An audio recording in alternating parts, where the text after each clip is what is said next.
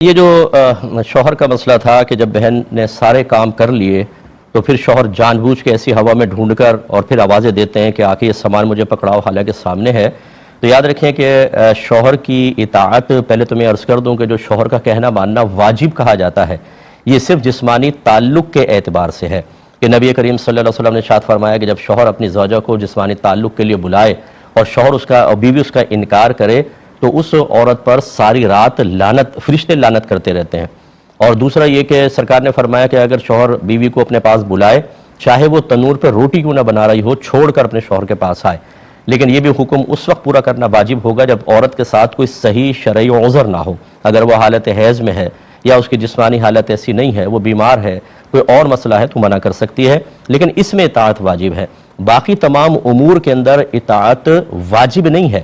کہنا ماننا بہتر ہوتا ہے، شوہر کی دلجوئی بہتر ہوتی ہے، شوہر حاکم ضرور ہے، لیکن اس کا مطلب یہ نہیں ہے کہ شوہر جیسا مرضی حکم دیتا رہے اور عورت پر واجب ہو جائے. مثلا شوہر کے میرے جوتے پالش کر دو، اگر یہ قول لے لیا جائے کہ شوہر کی اطاعت واجب ہے تو اس کا مطلب ہے عورت کے لیے پالش کرنا لازم نہیں کرے گی تو ترک واجب لازم ہوگا اور گناہگار ہوگی. ایسا کوئی مسئلہ نہیں ہے. اس لیے پہلی بات تو یہ کہ جو شوہر بن کر حاکمیت ان کو حاصل ہو جاتی ہے اور بڑے چوڑے ہو کر بیٹھے ہوتے ہیں، پہلے دین تو سیکھ لیں اور پہلے جان تو لیں کہ آپ کا مقام و مرتبہ ہے کس حد تک. صرف یہ کہ شوہر ہونے کے بعد اور جھوٹی سچی باتیں سننے کے بعد، جیسے انہوں نے کہا کہ اللہ نے تو یہ فرمایا کہ پہلے شوہر کی مانو پھر اس کی، کہاں فرمایا؟ چلو پوری زندگی آپ کے لیے وقت ہے، نکال کے بتائیں قرآن یا حدیث کے اندر. جھوٹ بالکل. اور شریعت پر افتراء، یہ میں آپ کو بارہا کہہ چکا ہوں کہ جب کوئی یہ دعویٰ کرتا ہے کہ ہماری شریعت میں ایسا ہے، یا معاذ اللہ منہ بھر کر جھوٹ بولتے ہیں کہ اللہ نے فرمایا، اس کے رسول نے فرمایا، تو یاد رکھیں یہ سب صورتوں میں آپ اللہ اس کے رسول کی طرف جھوٹ منسوب کر رہے ہیں اور یہ حرام اور گناہ کبیرہ ہے. تو میں اپنے سوال کو کمپلیٹ کرتا ہوں لیکن ایک مختصر سے بریک کے بعد. بسم اللہ الرحمن الرحیم. تو آپ کی خدمت میں ذکر کر رہے تھے کہ یہ شوہر کا یہ دعویٰ کرنا کہ اللہ نے تو یہ فرمایا ہے کہ اگر شوہر بلائے تو سب کام چھوڑ کر پہلے شوہر کی مانو، بالکل جھوٹ ہے، شریعت پہ افتراء ہے. اور اس قسم کا جھوٹ جب شریعت کی طرف منسوب کیا جائے تو رحمت کونین صلی اللہ علیہ وسلم ارشاد فرماتے ہیں کہ جو بغیر علم کے فتویٰ تھے اس پہ زمین و آسمان کے تمام فرشتے لعنت کرتے ہیں. دوسری بات یہ ہے کہ جب بیوی تمام کام کرنے کے بعد فرض نماز شروع کر لے تو پھر چاہے شوہر لاکھ آوازیں دے، وہ بالکل اپنی نماز جاری رکھے گی، درمیان میں کوئی نماز نہیں توڑے گی. ہاں اگر نفل نماز پڑھ رہی تھی فرض کر لیں اور شوہر کو معلوم نہیں ہے کہ وہ نفل پڑھ رہی ہے اور آواز دے تو پھر اس کے لیے ہوگا کہ وہ توڑ کر شوہر کے بات کی جواب دے سکتی ہے.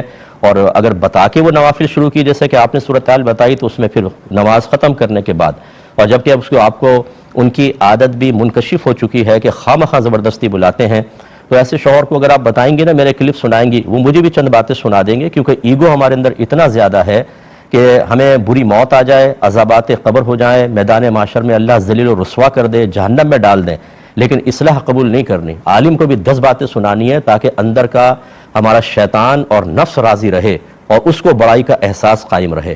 بہرحال سنا دے، شاید اللہ تعالیٰ ان کو ہدایت دے دے کہ اچھی طرح یاد رکھیں کہ آپ کا اس طریقے سے نماز میں زوجہ کو ڈسٹرب کرنا یہ ایک بہت بڑا شیطانی عمل ہے، کیونکہ یہ اس مسلمان کا کام نہیں ہو سکتا. یہ تو نبی کریم نے شیطان کی طرف منسوب کیا ہے کہ جب آدمی نماز شروع کرتا ہے تو اللہ نے خاص شیطان کو مخصوص کیا ہے بطور آزمائش کہ وسوسے ڈالتا ہے اور آدمی کی نماز کو خراب کرنے کی کوشش کرتا ہے. ان کو سوچنا چاہیے کہ آپ کر کیا رہے ہیں، ذرا اپنے اس فعل کی گندگی، غلاظت اور قباحت پر تو نگاہ ڈالیں کہ ایک بندی تمام خدمات کرنے کے بعد اللہ کی بارگاہ میں کھڑی ہو اور آپ چاہتے ہیں وہ اللہ کی بارگاہ سے ہٹ کر آپ جیسے شخص کی طرف متوجہ ہو جائے اور آپ کی اوٹ پٹانگ باتیں مانے، تو اس کا مطلب ہے کہ آپ تو اسلام کی بھی دشمن ہوئے، عبادات کے دشمن ہوئے، آپ حزب اللہ سے تو نکل گئے باہر، آپ حزب الشیطان میں داخل ہو گئے. کہ گویا کہ شیطان آپ کو استعمال کر رہا ہے کہ اس کو سکون سے نماز نہ پڑھنے دے. آپ نے کہا لبیک باس، بے فکر رہو، ابھی دیکھو تمہیں تو آنے کی ضرورت نہیں، اپنا چیلا بھی ہٹا لو، میں ہوں نا یہاں پہ اس گھر کے اندر موجود کہ میں بیوی کی نماز خراب کروں. اللہ تعالیٰ سمجھنے کی توفیق عطا فرمائے. بہرحال ان کے شوہر جو ہیں وہ یقینی سی بات ہے کہ کوئی کافر نہیں ہے، نہ کوئی برا ارادہ ہوگا، ایک بس یہ اندر کی ایک ٹرک ہوتی ہے جس کو ختم کرنی ہوتی ہے. اگر وہ مسلمان ہیں تو میں ان کے لیے بھی دعا کرتا ہوں اللہ ان کو ہدایت دے اور اپنی اصلاح کی توفیق عطا فرمائے. عورت پر گھر کا کام کرنا واجب نہیں ہوتا، قضان آپ اس پہ سختی نہیں کر سکتے، بلکہ اگر بچی ایسے گھر سے آئی ہے جہاں وہ پکا ہوا کھانا کھاتی تھی، خانسامہ وغیرہ تھا، اور اسے پکانا نہیں آتا، تو آپ کو پتا ہے شرعی مسئلہ کہ شوہر پہ اس کو پکا ہوا کھانا دینا واجب ہے. پکا ہوا کھانا बीवी के ऊपर कपड़े धोना, बर्तन धोना, इस्त्री करना, बच्चे संभालना कोई वाजिब नहीं है। दूध भी पिलाना मां पर वाजिब नहीं होता।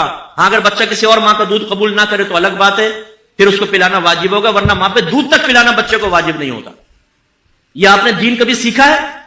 बेचारी सारी बहनें हमारी चूल्हे के सामने खड़ी होकर 4-4, 5-5 घंटे में डिशें तैयार करती हैं, और जब खाना आपके सामने लेकर आती है तो आप लात मार के खाना फेंक देते हैं। ये बना के लाइए, नमक तेज है, बोटी गली नहीं, मिर्चें तेज हो गई। कहां है आजकल तेरा जहन? इन्हें बताओ कहां है? पूरी रिपोर्ट दो सारे दिन की, कहां है इनका जहन? तुम्हें इस्त्री शुदा कपड़े मिल रहे हैं, तुम्हारे बच्चे वो संभाल रही है, तुम्हारे हाथ पांव तक वो दबा रही है, जब तुम फरियाद करते हो और फरमाइश करते हो चाय बनकर तुम्हारे सामने आ जाती है। वो नौकर नहीं है हमारी, वो अगर ये काम करती है तो उसका एहसान है। साहब, जब हम बीवी को कह देंगे तो इस पे वाजिब नहीं, वो कहां काम करेगी? करेगी। उन्हें याद दिलाएं कि बीवी फातिमा रज़ी अल्लाह तआला अन्हा पर भी वाजिब नहीं था, लेकिन घर का सारा काम खुद ही करती थी वो। लेकिन अब मैं जो आपको समझाना चाह रहा हूं, अगर एक बीवी पे कोई चीज वाजिब नहीं थी, उसमें कोताही हुई, क्या आपके लिए जायज है कि आप उसके मुंह पे थप्पड़ मारे, उसे मां बहन की गालियां बके कि आपके कपड़े पे इस्त्री क्यों नहीं की? अगर वो चाय बनाना भूल गई तो क्या आपके लिए जायज था उसको लात मारना? अगर है तो लाइए शरीयत की दलील पेश करें, वरना मैदान माशर में गिरफ्त के लिए तैयार रहें। अल्लाह ताला ने एक आजाद मखलूक को आपके ताबे किया है, वो गुलाम ये कनीज नहीं थी, आजाद मखलूक को आपके ताबे किया है। इसका क्या मतलब है? वो आपकी कोई गुलाम ये कनीज तो नहीं बन गई कि आप जिस तरह चाहें उसके साथ रवैया अख्तियार करें।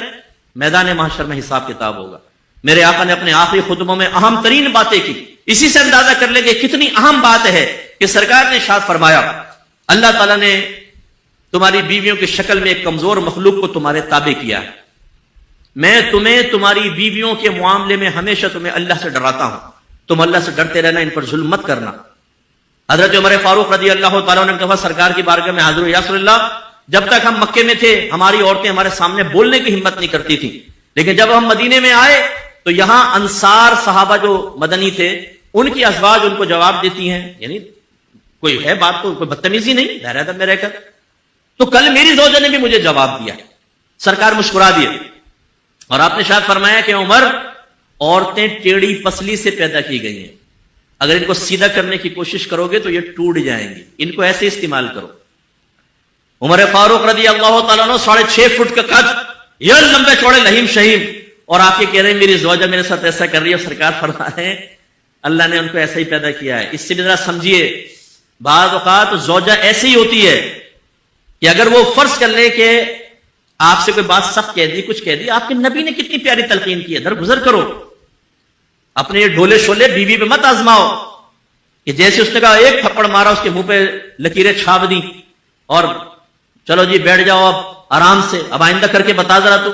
ठीक है, आपने बदमाशी कर ली, लेकिन ये तो एक फितरी तकाजा होता है, बाद औक़ात इंसान की जबान से कुछ निकल जाता है। आपकी बहन भी अगर अपने बहनों के साथ करेगी, फर्ज कर ले, तो क्या आप बहन को घर में बुला के तमाचा उसको भी खींच के मारेंगे कि तूने कैसे अपने शौहर के साथ की? नहीं, आप तो उसका पर्दा ढकेंगे। आप कहेंगे भाई ये बताओ मेरी बहन गूंगी है क्या? तुम जुल्म करते रहो, वो सहती रहे, खामोश रहे, कुछ ना करे।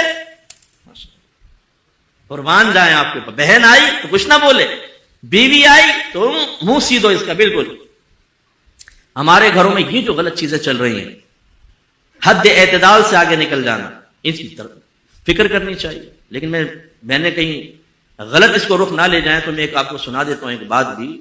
एक भाई ने कहा कि यार मेरी बीवी काम ही नहीं कर रही घर का। जब उसको कहा कि काम करो तो उसने सुना दिए 2-4 क्लिप कि हम पे तो वाजिब ही नहीं है घर का काम करना। तो फिर उसको ये तरकीब बताएगी कि तुम ऐसा करो कि अपनी ज़ौजा से कहो कि ठीक है तुम पे वाजिब नहीं, बिल्कुल ना करो, लेकिन शरीयत ने मुझे दूसरी शादी करने की इजाजत दी है और दूसरी बीवी में इसी शर्त पे लेकर आऊंगा कि घर की काम करेगी, तुम बिल्कुल ना करो। पता चला कि बीवी ने कहा नहीं मैं करने के लिए तैयार हूं, तुम ये कदम ना उठाओ। तो ये बहनों को भी चाहिए दियानतन घर का काम करे। लेकिन मैं जो आपको समझाना चाह रहा हूं, अब ये देखें, हम मेरी वालदा अभी फौत हुई हैं, वालिद भी थे, वालदा, हमने ज़ौजा को साफ बता दिया था कि आप पर हमारे माँ बाप की खिदमत करना वाजिब नहीं है, लेकिन माँ बाप समझ के करेंगी तो आप मेरा दिल जीतेंगी, हमारी दिलजोई होगी, खुशी होगी। नहीं करेंगी हमें कोई शिकवा नहीं होगा आपसे। ये क्लियरली हमें मैसेज देना लाजिम है ताकि हमारे बच्चे भी इसको सीखें और समझें। तो आज अगर हमारी ज़ौजा घर में कोई काम करती हैं, ज्यादा काम करती है, पूरे हम दस्तरखान पे बैठे होते हैं, बच्चों से कहते हैं अपनी वालदा का शुक्रिया अदा करो कि उन्होंने 4 घंटे चूल्हे के सामने खड़े होकर तुम्हारे लिए खाना बनाया, तुम्हारे कपड़े धोए हैं, हर चीज पे शुक्रिया अदा करते हैं, इसकी आदत बनाते हैं ताकि कदर व कीमत रहे।